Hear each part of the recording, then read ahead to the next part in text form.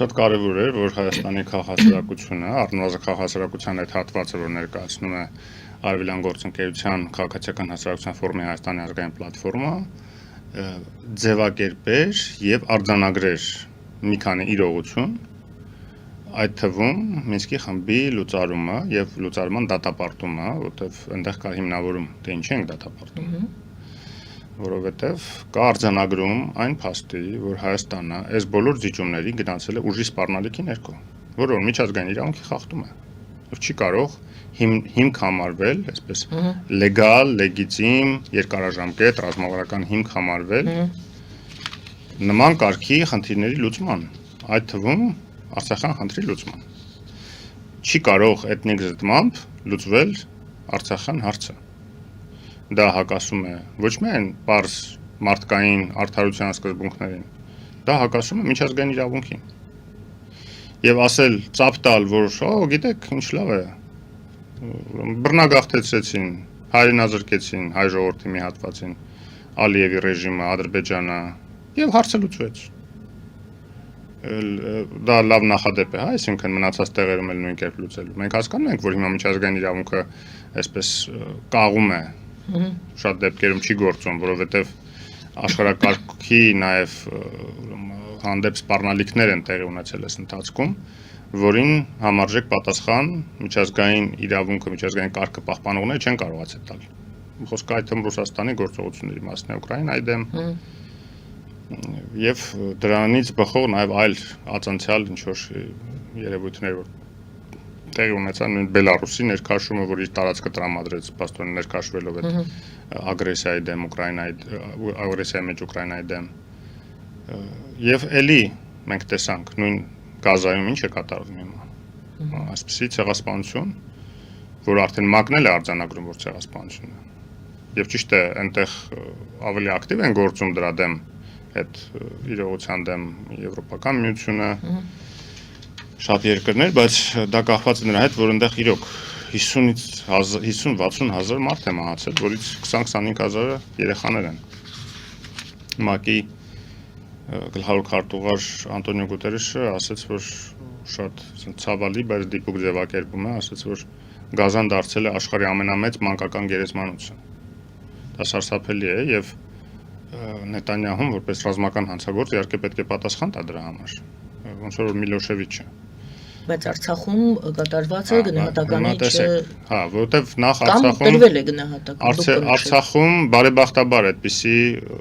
գործողություններ, զանգվածային բնաջնջման գործողություններ տեղի չեն ունեցել։ Այո։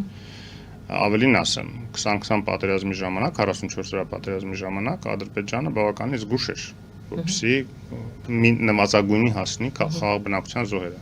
Եվ մենք 50-ի կարգի խաղաղբնակության զոհեր, նույնիսկ Ադրբեջանից ավելի շատ են, գրեթե կրկնակի շատ զոհեր ունեցան։ Դա իհարկե որևէ կերպ չի նվազեցնում այն ռազմական հանցագործությունների գնահատականի անհրաժեշտությունը, որը որ իրենք գործել են։ Դա չի նվազեցնում նաև պատերազմ սկսելու պատասխանատվությունը։ Պատերազմ սկսելն էլ արդեն միջազգային իրավունքի խախտում է։ Ռազմական ճանապարհով հարցեր լուծելը, որը ՄԱԿ-ի կանոնադրության խախտում է, որը պնդում է, որ պետք է խաղաղ ճանապարհով լուծվեն հարցերը։ Բայց այդ ամեն ինչով հանդերձ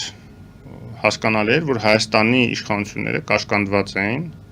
հենց այդ սպառնալիքով, որտեղ ակնհայտ էր, որ կա վտանգ նոր պատերազմի եւ այնպես չի, որ մենք չենք տեսել ոնց է Ադրբեջանը հարձակվել Հայաստանի վրա։ 2-3 անգամ 44 օրյա պատերազմից հետո արդեն Հայաստանի ինքնիշխան տարածքի վրա հարձակում է գործել Ադրբեջանը, ցույց տալով, որ այդ կարմիր գիծն էլ է ինքը խախտում եւ արդեն համակերպվում է միջազգային հանրությունը, որ դե նորմալ արդեն նոր նորմալություն է դառնում Ադրբեջանի կողմից հայկական տարածքներ զավթելը։ Ինչ է թե բնակավայր չի զավթում, այլ ընդամենը բնակավայրերի կողքի տարածքներ է զավթում սահմանի վրա։ Եվ եթե Հայաստանի իշխանությունները տեսնելով, որ միջազգային հանրությունը չի կարողանում արդյունավետորեն հակազդել դրան, թեև եվրոպական դիտորդների ներկայությունը էապես նվազեցրեց այդ ռիսկը եւ մենք տեսանք այդ ընթացքում գոնե քանի եվրոպական դիտորդները տեղակայված էին, ադրբեջանցի զինվորը էլ մուտք չգործեց Հայաստանի տարածք ոտք չդրեց, բայց միևնույն ժամանակ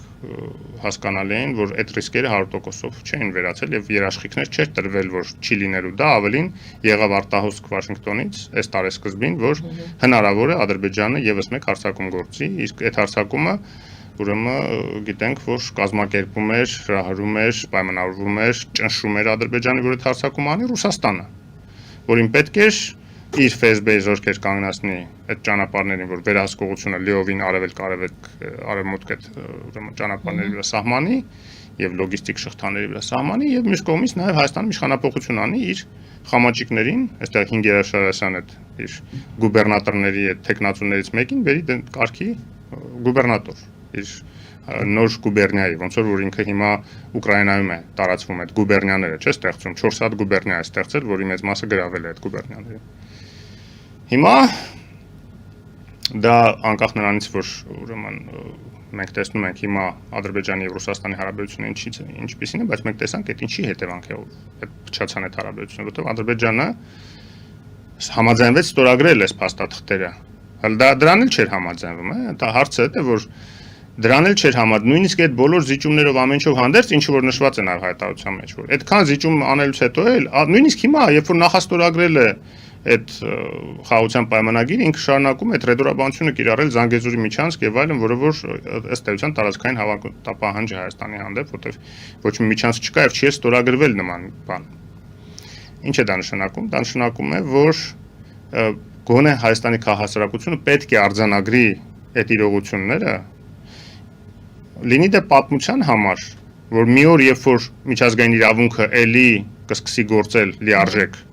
եւ այն ժամանակ մենք կկարողանանք ներկայացնել, որ այն որ Հայաստանի իշխանությունները կաշկանդված են եղել, ապացուցում է նաեւ քաղաքացիական քաղաքական ուժերի հայտարարությունները, որոնք որ լիովին հիմնավորվում ձևով ներկայացնում են, թե ոնց է այդ սպառնալիքը բանեցվել Հայաստանի պետության վրա, որպեսզի ինքը համաձայնվի անընդունելի զիջումների իր շահերից ելնելով եւ իր շահերից չբխող եւ միջազգային իրավունքին հակասող զիջումների։ Միջազգային իրավունքին հակասում է այն, որ 150,000 փախստականների իրավունքներ անտեսվում է։ Ըստ էության Հայաստանը ինչ է ասում, ասում է լավ, եկեք մենք այդ հարցը ընդհանրապես չբարձրացնենք, Արցախահայության վերադարձի հարցը։ Միայն թե դուք էլ այդ ձեր 300,000, չգիտես որտեղից բուծված 300,000 ադրբեջանցիների վերադարձի հարց մի բարձրացրեք, որտեղ հասկանալի է, որ Ադրբեջանը դա օգտագործում էր որպես պատրվակ, էլի ճնշում գործադրելու, որ իսկ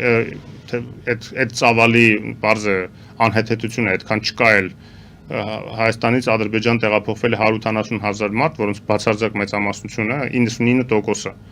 կամ փոխանակել է իրենց տները, այսինքն չի կարող փախստական համարվել, կամ վաճառել է իրենց տները, եւս չի կարող փախստական համարվել, եւ կամ փոխհատուցում է ստացել դեռ Հայաստանի ԽՍՀՄ-ից։ Ինչը որ Ադրբեջանը չի արել հայ բնակության հետ, որը փախել է ոչ միայն Հայաստան,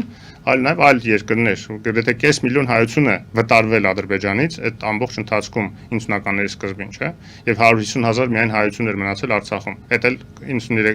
2023 թվականին վտարեցին։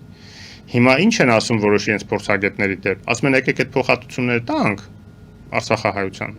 Այդ հարցը փակվի, կոպիտ ասած, որ այլ հավակնություն չունենան վերադառնալու եւ իրենց տների հանդեպ,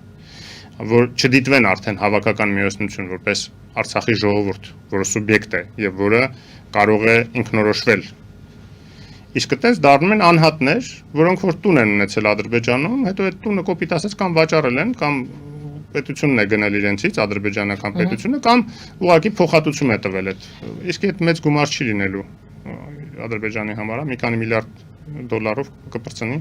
հարցը կփակվի եւ դա էլ շատ վտանգավոր նարատիվ է, որ հիմա փորձում են տարածել, չնայած հիմա Ալիևը նույնիսկ դրան պատրաստ չի։ Այդ փորձագետներն են որոշ հասկացնում, որ եկեք այդ ձևով հարցը փակենք։ Եվ մենք նաև կոչ ենք անում միջազգային համաժողով, իդեպ դատապարտումը, ում ենք մենք դատապարտում։ Մենք դատապարտում ենք այդ 57 երկրներին եւ հատկապես համանախագահ երկրներին, որոնց վրա պատասխանատվություն էր դրված ՄԱԿ-ի կողմից այդ հարցը լուծելու միջազգային իրավունքի շրջանակներում եւ որից իրենք հրաժարվեցին։ Իրենք հրաժարվեցին իրենց պարտականություններից, իրենց պատասխանատվությունից, իրենք հրաժարվեցին մարդու իրավունքներից, ժողովրդների իրավունքներից, միջազգային իրավունքից ըստ էության։ Տուրք տալով նրան, որ Հայաստանը ճնշման տակ ստիպված էր նման կոչով հանդես գալ Ադրբեջանի հետ միասին, որ եկեք բան անենք, լուծարենք Մինսկի խումբը։